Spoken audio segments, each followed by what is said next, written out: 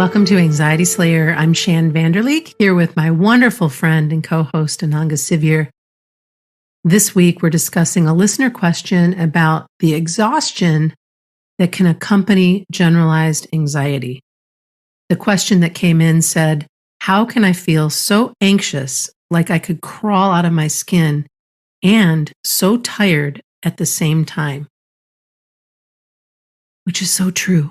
Anxiety can make you so exhausted. Yeah, it's such a perplexing experience, isn't it? Because we feel kind of wired with the anxiety and restless, and then at the same time, so exhausted. One thing that really helped me understand this is a teaching from Ayurveda, which we often talk about on the podcast, India's Ancient Science of Life. Ayurveda teaches that this all comes initially from fatigue. The anxiety comes from overstimulation of our mind, from strain on our mind. So it's the anxiety itself that's causing the exhaustion. So when we wonder why we can feel highly anxious and so tired at the same time, that's why. They're two sides of the same coin where we feel restless and totally wiped out at the same time. Yeah, and the underlying cause is this overuse or strain on the mind, because anxiety, we know, puts our mind and nervous system under extreme duress. If we've got running negative thoughts, what if thoughts, if we're worrying, what if this happens, what if that happens, or we're worrying something's wrong with us, we might be worrying that we feel our mental health's really suffering. It's all sending this strain to our mind and our nervous system, which sparks the anxiety and peaks it more, and also causes fatigue. And unchecked, this feeling of anxiety and tiredness can increase on both sides. We feel more anxious and more exhausted as time goes on. And this is why it's so incredibly important to look at what you can do and how you can take care of yourself, look after yourself, so that you can start to feel much more calm and relaxed. And I think that begins with understanding exactly what's happening, as you just shared, and then starting to make adjustments. Yeah, I think when we don't know that there's something driving the situation that we can work with, and we just feel like we're helplessly falling between the two experiences, we feel more anxious, we feel more exhausted, we feel more anxious, and then we might find we can't focus so well. We might find that as exhausted as we feel, it's affecting our sleep. We go to bed and our mind's spinning and we feel too anxious to sleep. And we feel that we're just caught in that. Sometimes we feel that that's how it is and it's getting worse, and we worry that we're not going to cope. So, I think the first thing that helps is understanding that there is a teaching and a system of natural health care that shows how this can happen, and then what we can do to make adjustments and support ourselves. And one of the many wonderful things about Ayurveda is that the changes are so simple and accessible, and over time we'll start to feel their benefits. The first strategy is getting enough rest, making sure that you have a regular sleep routine so that you can get better quality sleep. And if you're struggling to sleep, try taking an extra rest or a nap if you can, by curling up in a soft, warm place and listening to a guided meditation or a journey or something to help your mind relax. Sometimes we just have to carve out those moments. And I remember when I was working in an office environment, sometimes I would need to just take a drive on my lunch hour and go to Lake Michigan and then just close my eyes. And, even if it was for 15 minutes, that would help. And then I'd feel refreshed and be able to go back. I know you might immediately think, well, I can't do that. I have a job or I have this or that going on, but you can carve out little moments. They don't have to be hours and hours of rest. The little bits count too. And of course, that having that sleep routine that you and I have talked about so many times, how important that is to follow a regular routine, whether that be taking a hot bath in the evening or getting away from screens at least an hour before bed, having a warm drink, those kinds of things that we often share, and just having that be your routine. two simple things that can really help if you're challenged with anxiety and sleep is a warm, milky drink before bed. For example, hot almond milk with a pinch of nutmeg. That's really calming and can help you sleep. And another thing that Ayurveda recommends if we're struggling with high anxiety and sleep is to do oil massage. Just massage your body with warm sesame oil and then relax in a warm bath. Keep devices out of the bathroom that might make your mind start worrying again. But that makes a surprising difference to sleep, to do those two things just about half an hour before you need to settle down. And it can really help. Prioritizing self-care is incredibly important too when you're anxious and exhausted. And even if the anxiety piece is broken, and you feel like, oh, thank goodness I'm feeling better, but I'm still so darn tired. This is where we just, again, check into our own self-care routine. This might include taking breaks when you need them, being sure that you're eating whole foods, nutritious foods, and not just like grabbing a package of chips or munching on highly processed food. And then engaging in physical activity that you enjoy, moving that energy through your body. It doesn't have to be anything incredibly taxing on your body. A good walk, riding a bike, swimming, just moving the energy through your body. There's nothing quite like that. And even though you might be, but wait a minute, I'm exhausted. How am I going to do that? Hey, you know what? You can walk as slowly as you need to. When you go for a swim, you don't have to do a sprint. You can just be gentle with yourself. It's one of the reasons why we like Qigong and why we like yoga as well, is you can really have a yin practice. You can just be sweet with yourself and whatever self-care looks like for you.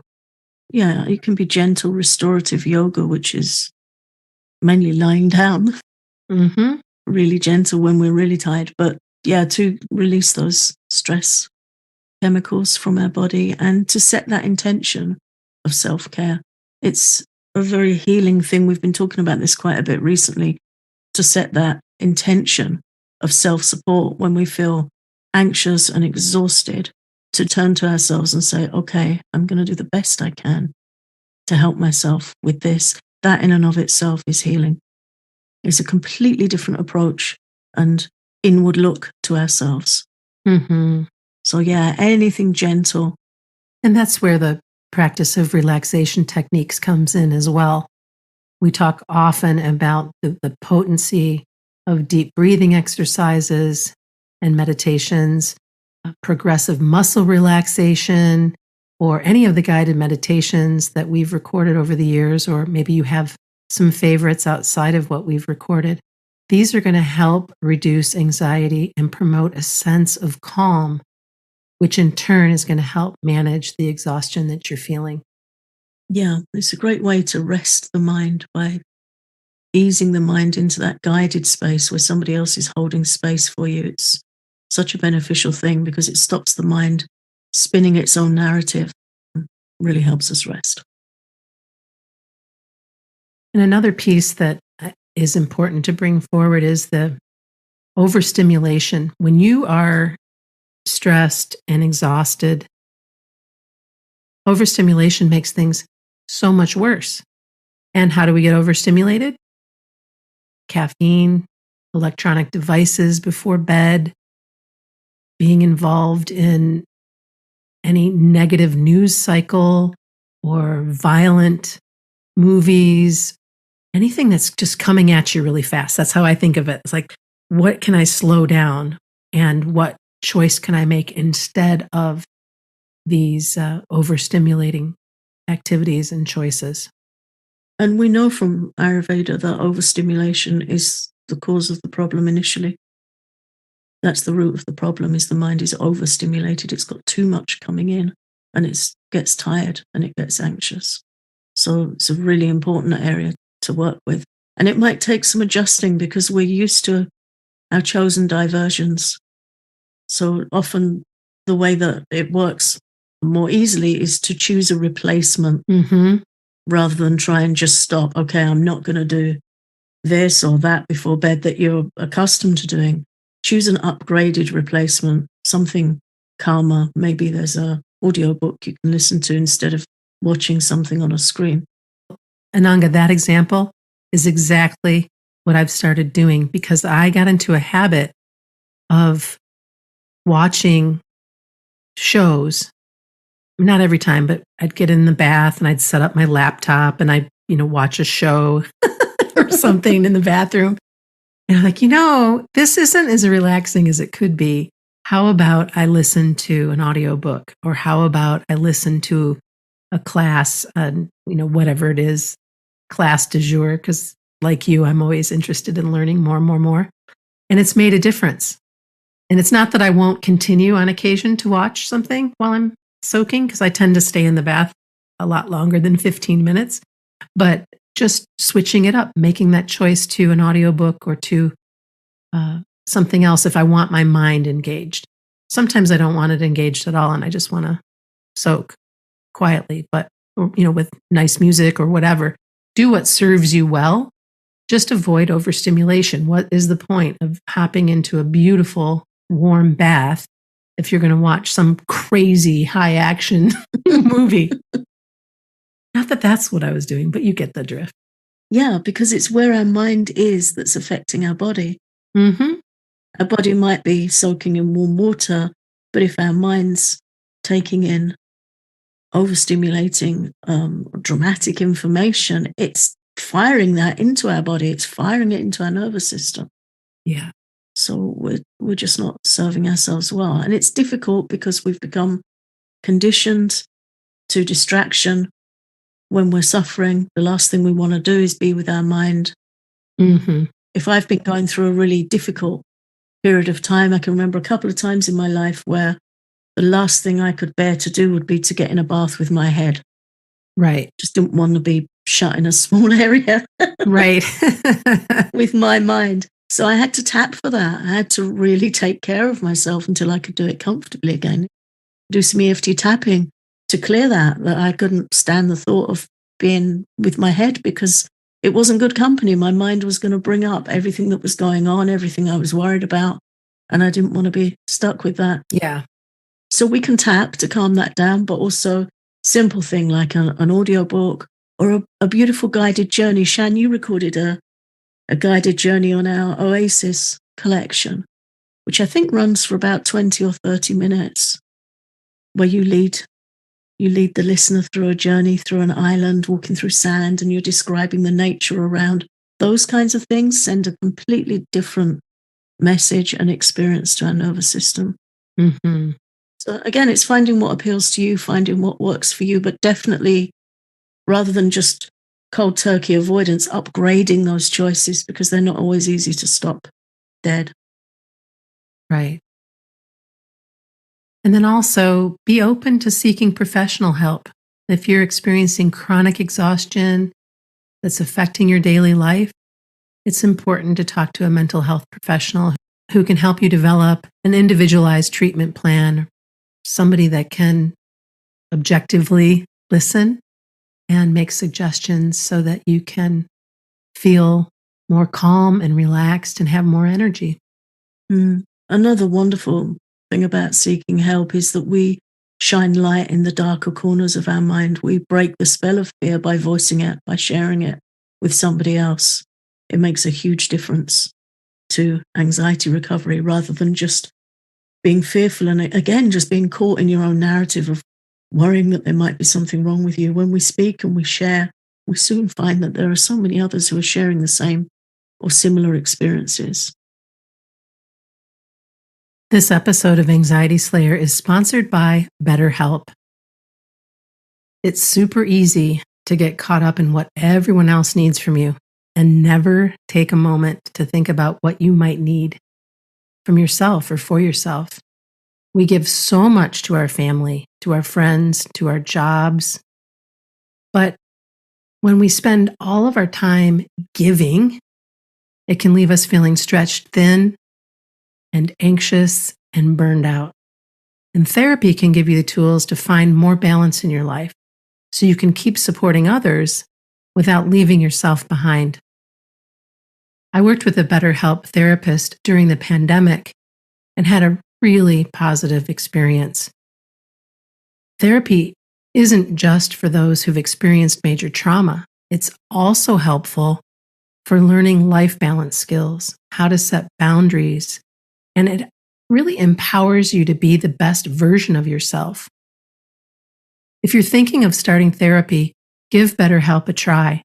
It's entirely online, it's very convenient and flexible, and all you have to do is fill out a brief questionnaire to get matched with a licensed therapist. Find more balance with BetterHelp. Visit betterhelp.com/slayer today to get 10% off your first month. That's BetterHelp, HELP.com/slayer. Here are a few more things that can help manage exhaustion that's associated with anxiety. And the first is staying hydrated. And you might be thinking, what does that have to do with anything? But actually, dehydration can cause fatigue and make it harder for your body to manage stress. And most of us are walking around dehydrated. Every piece of research, every interview I've ever heard from people in the know about health and wellness talk about dehydration. So drinking enough water can help your body function much, much better and improve your energy levels. Make sure that you're doing that you're getting clean water into your body. And when we're struggling with anxiety, we can also stay hydrated by drinking hot teas like chamomile, fennel, mint teas.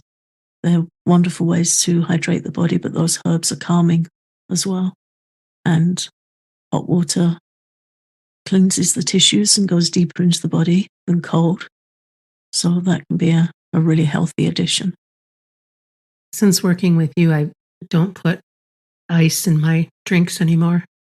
And I'll have room temperature. Water is in a copper pitcher and it goes from the spring to the pitcher to the glass, and I don't refrigerate it anymore because of that. Yeah, because we learned from Dr. Vasant, who says ice is not nice. Yes. It affects our digestive system, and cold, according to Ayurveda, cold increases anxiety because it's one of the qualities that increases the energy of Vata, which is the type that's most prone to anxiety. So we can take, as you said, just room temperature water, or cool. We can take it cool, but not icy, not refrigerated. But herb teas gives us that extra benefit of the healing properties of the herbs, and there are many calming herbs that we can experiment with and find that we like, that can help calm anxiety too. So we're doing both. We're staying hydrated and supporting anxiety. And along the lines of dehydration, avoid alcohol. Alcohol is dehydrating. Alcohol and drugs can ultimately make fatigue worse. And they can interfere with sleep quality. They can leave you feeling more exhausted. I found that each year that I have the blessing to become an older version of myself, alcohol doesn't suit me anymore. And I'm grateful to be okay with that. It's much more dehydrating than you might think. So when you go to have that glass of wine or have a glass of beer or whatever, just think about that. And if you are going to do it, make sure you're matching your glass of water to glass of alcohol intake and really be mindful of that. Not to mention what happens when you start to detox the alcohol, because that'll pull up even more anxiety. Right, yeah. It's a known thing that when the liver does its work in the middle of the night and it's dealing with the alcohol, it can wake us up and make us feel wide awake or anxious or both. A writer I very much enjoy, Catherine May, describes alcohol as a restless bedfellow. Totally. Back in my partying days, I didn't know what the hell was going on. I hadn't met you yet.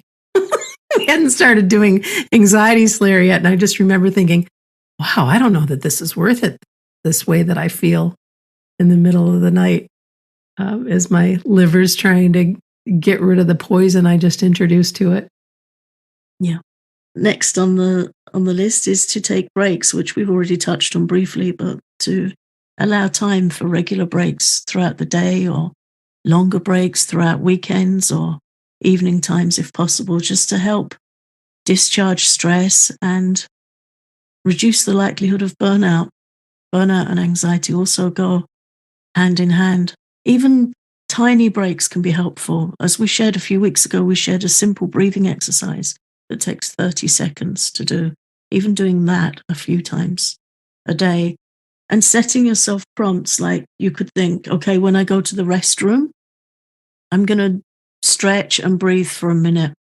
It's not long enough for anyone to notice a drop in our performance or what's expected of us. Or maybe you're driving during the day and you find yourself at a red light for a minute. That can be a breathing break. Maybe you're by the kettle waiting for the kettle to boil to make a hot drink. That can be a breathing or a stretching break, or it can even be a tapping break. When I was first learning EFT tapping and teaching tapping, I used to use traffic lights as a tapping break. I would always do that, just tap through the points and see what was on my mind. Was there something I could put to rest? Was I tense? Was there something preoccupying my mind? Just those short check-in spots during the day. Even a minute is enough to make a difference. They all add up. They do. And you deserve it. You deserve to take a break. You deserve to allow yourself that giant exhale and say, okay, this moment is for me right now. I'm going to shake it off. That's another one. Shaking your body is always so very helpful. Yeah.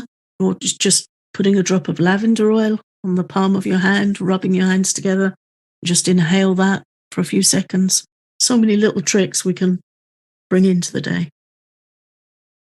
And then finally, back to that positive self-talk and nurturing, being kind to yourself. Negative self-talk contributes to feelings of exhaustion and anxiety. When you're constantly in that negative loop of what's wrong with me, or I'm so tired, this is never going to get any better, or all of the judgment, all of the things that we do that are so unkind, try to replace those negative thoughts with positive affirmations or reminders of your strengths and accomplishments. You are so much more than your anxiety. You're so much more than the exhaustion that you might be feeling. And it's just incredibly important to practice, just continue to practice. And when you catch yourself being mean, just knock it off, call yourself on it. That's not okay. And it's not true. And it's probably not even your voice. But that's for another episode altogether, isn't it? Yeah, and we did a whole episode on how we talk to ourselves last week. So there's definitely lots to explore there in the way that affects our energy. It affects our outlook, certainly affects and drives our anxiety. Even just turning to ourselves with kindness when we notice we're doing that and just, okay, this is a really challenging time, day, whatever length of time it is that we're feeling under duress with, and to just turn to ourselves with kindness and just ask, what can I do to help myself? What do I need? Do I need to take a break? Do I need to have a hot drink? Do I need to read something that's going to give me some hope? What do I need? What can help me turn this around a little bit? Mm. Oh, Nanga, thank you for another great conversation. And to all of our listeners, thank you for listening in. Please remember that managing anxiety and exhaustion is a process, and it's important to be patient with yourself as you try different strategies. And again, if you're struggling, please reach out for help from your therapist or healthcare professional. Thanks for listening to Anxiety Slayer.